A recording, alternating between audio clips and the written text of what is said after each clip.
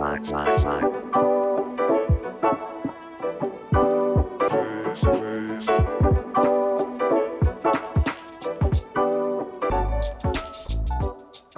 mo to? Nainin mo tong, ano to?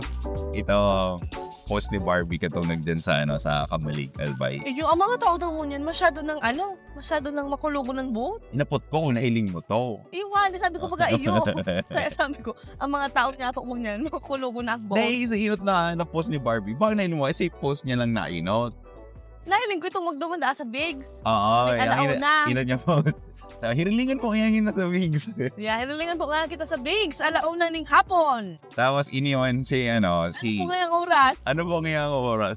Tapos sabi mo ni Barbie, patal pa sa anong gawin niya? Bobo? Patal? Patal ba? Patal? Ala ko na bobo. Tabi ko yan eh. Dahil mo nag-react ang mga netizen. Nisang dahil ka nag-galing.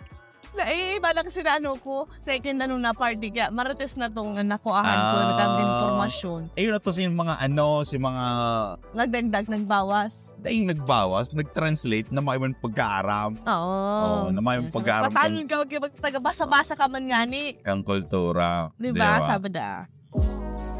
Madya, asin makinangog. Sa istoryang, matao sa Indo nin kaugmahan. Kakapayan, asin eksperyensya. Na mahiras nin mga kaaraman sa mga maabot na henerasyon. Ibananta si Bon, asin si Christina, sa pagkugos kang kulturang Bicolnon. Ini ang Sarong Bicolano Podcast. Taga Bicol. Pero actually sa di ba? Pero kadaklan kaya, sa Bicol, garo, natural sa talaga mga araw ka na maapot na, tungan mo, may dara kang niyog. Ano ngayon dara mo, niyog? Niyog. Diba? Ano yan? Diba? Oo. Totoo yan. Ika nga ni, naghahapot ka pa, masain ka. Araw mo na ako sa masian. Masakay sa jeep. Nagkakanoy? Dahil pa. Pamanila kita. Nakalag mo nagdunaga. Ay, kawag yan. Ay, Tinambak ko naga. Ano ka tinambak? Morat na. Pero itong nangyari kay Barbie, isipan mo, doon mo nailig na ang pagkatao ni Barbie. Pagkaano man talaga, nung palabag, kalog. Siyempre, Bicolana, Oragon. Tapos, ito pang... Patal-patalong naman niya. Magpasa ka nga ni.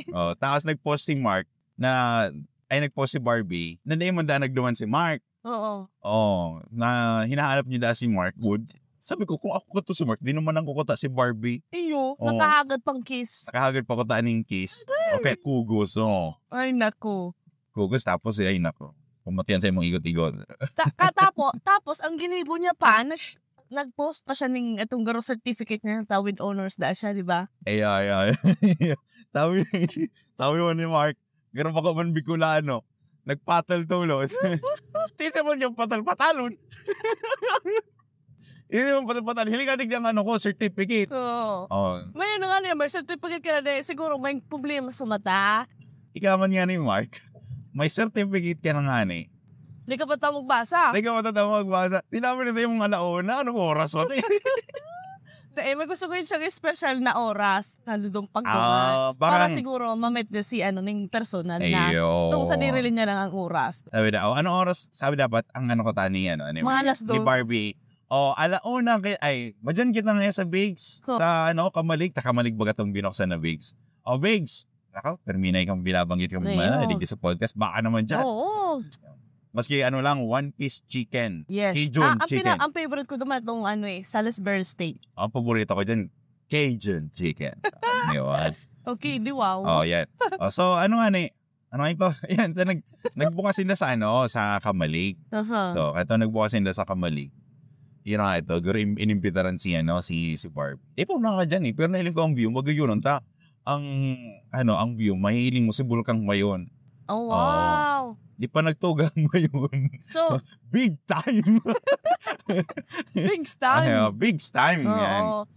Pero sa pinaka-bistadong restaurant or makakanan dyan sa Bicol, iyo ang Bigs. Yun ang Bigs. Hindi mo kita in-sponsor ka Bigs. Hindi na parata. Uy, grabe ka man. Siyempre, Bicolano pa rin yun. So, Bicol. Yun na nga nito. Sabi ko nga baka ang iniisip kaya ni Mark na, baka ang post ni Barbie, dyan sa Bigs Kamalig, sa pagbukas, hirilingan kita ning alauna. As in, 120, kami ni Mark ang mahilingan. Dapat yan nilinaw. Oo. Baka siguro meron silang may personal silang messenger, di ba? Baka may personal na kamo, Barbie ni... Kumaga, ayun, hinahalat niyang sign. Ay naku, pero mukhang hiriton mo to, na minsan may interpretation ng ibang, mga ibang probinsya, lalo na sa Metro Manila, o kasi gusto lang magka-content, magkaiguning issue sa indang mga page. Lalong-lalo na ito bagang nagtatopic ng mga, ng mga chismis. Na inapudaan ni Barbing patay bobo. Bobo. Balitang balita. Patal-patal ko ang tadi mo araw. Nakaragawin sa Bicol. Ay nako. Pero kasi naging tataramo na kang mga ibang tao na pag itong garo mayo ka ng common sense. Pero ginigay mo. Mas ganda nga di ba? Kamu si Vice Ganda pag tinatanong mo, dahil ka mo natatamaan. Hindi. Lalabas ka, papasok ako. Mga ganun, di ba? Sinasabi nga. Garo ka mo lang kayo nag-log sa restaurant. Makakan po, ay makakot ko hindi. Mga Uragon, ako si Francis Lieno, yaon sa California, USA. Asin sarong Bicolano, halis sa banwaan ng Naga City. Ako nagdadangog sa podcast ning Bicolano, iyo ang taga Bicol. Dangog na mga kanatong natiks.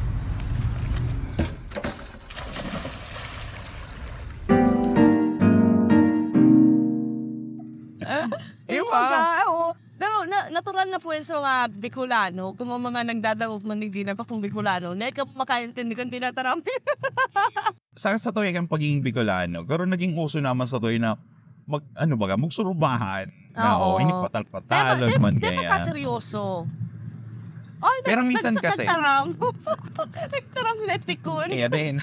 Nagtaram po sa Epicon, pero pag tinanong ka patal, hindi ka maanggot. Aram ko, anggot ka, ay pikon ka man. Depende, pag pikon ka. Depende kang patal talaga. Depende kung apo na ko lang si Daddy. Yeah, wala si Daddy. Wala si Daddy. With caution. Ay, pag-ulain pa daw yan sa sunod na podcast, Yun ang yan. Nakalagay po dito with caution talaga. So, dapat pagpasa mo, with caution ka talaga. With caution. Gano'n ko na ako quotient eh. Gano'n kasta. So, yun ang yan. So, kamo, bilang sarong tao, or bilang sarong Bicolano, okay man daw sa Indo na kamo po doon patal. O depende sa masabi sa Indo ng patal. Syempre, baka magayunan man si babae nagsabi sa imong patal-patalo. Narisa man talaga si kapatanan. Pikon man kaya masyado ang mga taong ibang yan. Masyado rin lang tigtatawan ng double meaning. Ayun. Sabi nga ni Ken, chill, relax, stay pagkaseryoso. Siyempre, si Barbie man kaya talaga, kung mailing mo yung post, kung kamo po nagpa-follow sa page ni Barbie o hindi pa mo nakapag-follow sa page ni Barbie, hilingunin do. Dahil yan, nagpo-post pati yan minsan ng mga tataramon na tataramon or mga post na sa Bicol na tataramon. Yeah. So, mahiling mo man na si Barbie, dahil talaga tataong maglingaw kung ano sa iya tataramon. Buong araw ka to, nakaaging Siwana Santa. Si mga haling Manila, Tagalog, yes. Di ba? So, iyo po yan. Ang garasara sa mga sa mga ugali kan sarong pagiging Bicolano. Ang magtaram ng patal-patalon without caution. Without caution.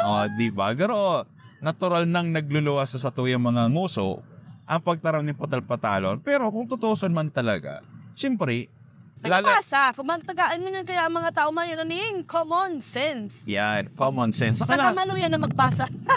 Iyo. Saka lalong-lalo na, kung si Barbie man pati, siguro din naman inisip ni Barbie. Di ba? Risa-risa naman talaga si kapatalan. Pero kung kita man po, minsan dapat hilingon ta. Pero sa paagi kang pag-iisip ta. Sabi nga rin, di ba? Ipag-isipan yung magkapirang beses bago taraw. Ayo. So, minsan, may mga makukulugan kita ng tao na dahil araw. So, kaya, sa imo man, Barbie, hindi maging, sarong, apod kaya? Maging sarong leksyon. Ito na nga yung leksyon. Patalan man yan ito.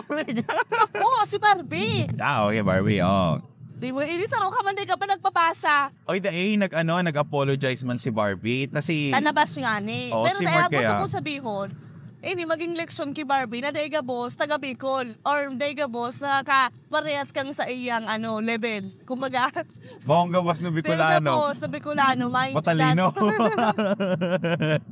Daiga boss, makakaintindi kan sa iyang sinasabi. Kaya nga, sabi mo nga ni, pag-isiban, makapilang puno kung i-filter or isipon, tama ba nang ipopost ko? May ibang makukulugan? May mga gusto bang may kung ano pa man. Aram mo naman, ang mga basher, mga naghahanap lang yan kang kung sisaya sa indang. Saka feeling ko, itong mga feeling ko kaya ang mga basher na to, pero syempre, totoo man talaga nangyari. Excuse me, itong mga basher na to, siguro, Bicolano man talaga to na... Dahil man magkabustap Bicolano, na bashers Bicolano.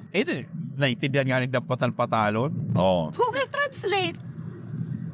Wala sa Google Translate? Excuse me, translate mo nga na kanson Masi Merkules kung paano si spelling sa Bicol. Ay, iba man to. In Spanish to. Paparehas yan. So, yun na nga nito, na si mga basher man tabi, Pag-bash lang ka mo, tayo na talaga ng sa inyong trabaho. Baka tabi, nagbabash lang ka mo para igwamang kamong makoa. Baka araw kan saro dyan na pamatcho man ko, no? Binasik ko Hiko Martin para magkita ang ticket. Pero, dapat pang araw ka yan. Dahil nga kanya sa Pilipinas, sinanay hilitang garaming tanas sinda. Kaso, pag-ano ninda, tataas din ang toxicity, which is supposed to be the A. Ayan, para yan sa mga bashers. Yeah. Diba? Sa sunod na ito yung pagkurulay ng mga toxicity niya. Ayo. So, sa ano man, para man kay Mark, ang advice mo dyan para sa imo, bago ka mag-upload kang anong oras, apotan mo muna si schedule.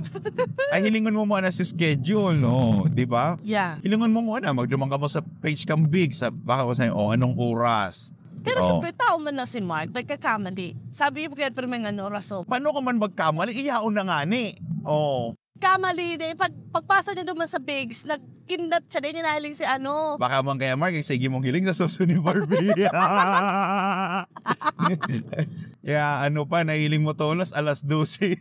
Pakiwalis na dahiling na oras na naghapot nga ni. Ay, nagkabon. Kaya so, kamaan, pares magkamo ni Mark, ikamas siya na sa nuron, siging hiling sa suso ni Barbie. Ay, kaya makintab? Daywan. Ayun, so, bago kami matapos kan sa muyang episode, imbitahan mi ka mo na magdangog, as in mag-follow kan sa muyang Facebook page. Ini po, dawa ng oras, so, pa yung problema. Dawa anong oras. So, Mark, din na maghapot ko anong oras, tadawa ng oras, pwede mo kami ma-play. Yan, Mark, magdangog ka mo magdigdi, dawag ka sa digdi, magputak. Mark, Mandil po kay Mark. Mark, magdangog ka digdi sa podcast, na may manunood ka digdi, maski dikit.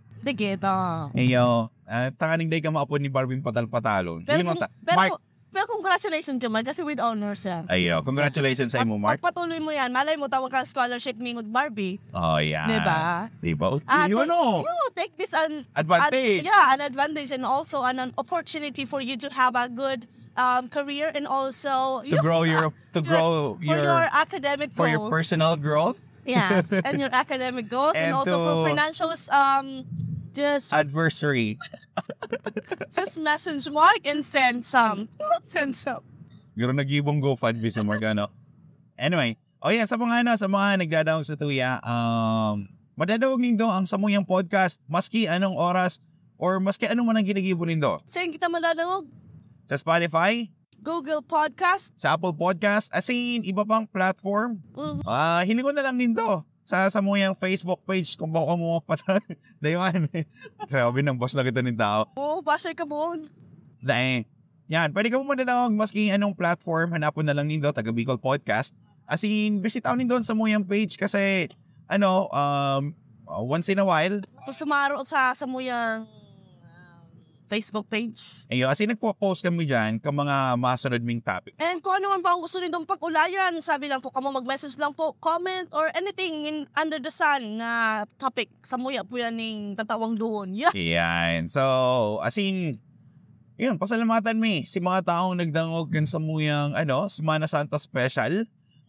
Dakula pong pasasalamat sa Indo, hulita, nagdangog po kamo. Dahil kamo mag-support kan sa muyang podcast, pero lugod magpakuanindo ang adal na sa muyang buos na ihiras yeah. sa muyang Semana Santa Special. Alright. Yan, ini po si Bon. Ini naman po si Christine. Asin kamo po ang nagdadangog sa podcast ng Iniwo para sa mga Bicolano.